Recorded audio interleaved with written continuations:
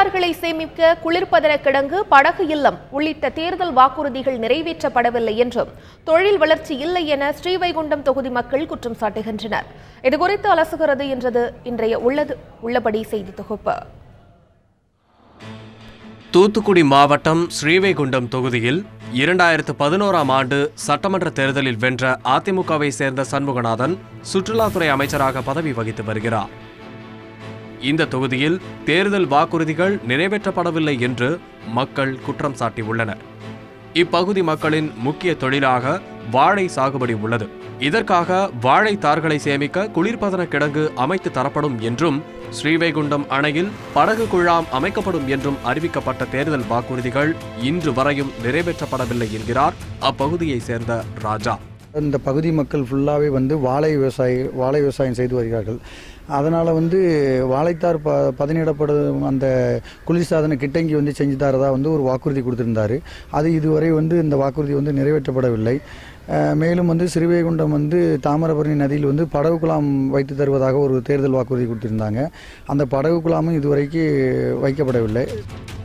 ஸ்ரீவைகுண்டம் தாலுகாவில் இருந்த தூத்துக்குடி தற்போது தனி மாவட்டமாக வளர்ச்சி பெற்றுள்ள நிலையில் ஸ்ரீவைகுண்டம் தொழில் வளர்ச்சியின்றி முன்னேற்றமடையாமல் இருப்பதாக மக்கள் தெரிவித்துள்ளனர். ஸ்ரீவைகுண்டம் தாலுகாவாக இருந்துச்சு. அதில் உள்ள ஒரு ஊர் தான் தூத்துக்குடி. இன்னைக்கு தூத்துக்குடி மாவட்டமாக மாறிட்டு, ஆனால் ஸ்ரீவைகுண்டம் அதே தாலுகாவாக தான் தொடர்ந்து இருந்து கொண்டு வருகிறது. இங்கே எனக்கு தெரிஞ்சு வளர்ச்சி அடைஞ்சது சிறைச்சாலை மட்டும்தான். கிளைச்சிறையாக இருந்தது மாவட்ட கிளைச்சிறையாக மாறி இருக்கு. ஆனால் சிறைச்சாலை வளர்ந்திருக்க ஒழிய தொழிற்சாலை வளரல. ஸ்ரீவைகுண்டம் பல முன்னால் இருந்ததை விட இப்போ ரொம்ப பின்தங்கி தான் இருக்க ஒழிய அதுக்கு மந்திரிங்கிற அளவில் தமிழ்நாடு அளவில் ஒரு சுற்றுலாத்துறை அமைச்சராக இருக்கிறவர் ஒரு நல்ல முன்னேற்றம் வைக்கலாம். அந்த அளவுக்கு நீங்கள் இதுக்கு கீழே உள்ள அண்டரில் உள்ள ஊர்கள் எல்லாமே இந்த ஏரல், செய்திநல்லூர் மற்ற நிறைய ஊர்கள்லாம் நல்ல டெவலப் ஆகிட்டு இருக்கக்கூடிய ஸ்ரீவைகுண்டம் முன்னேறல.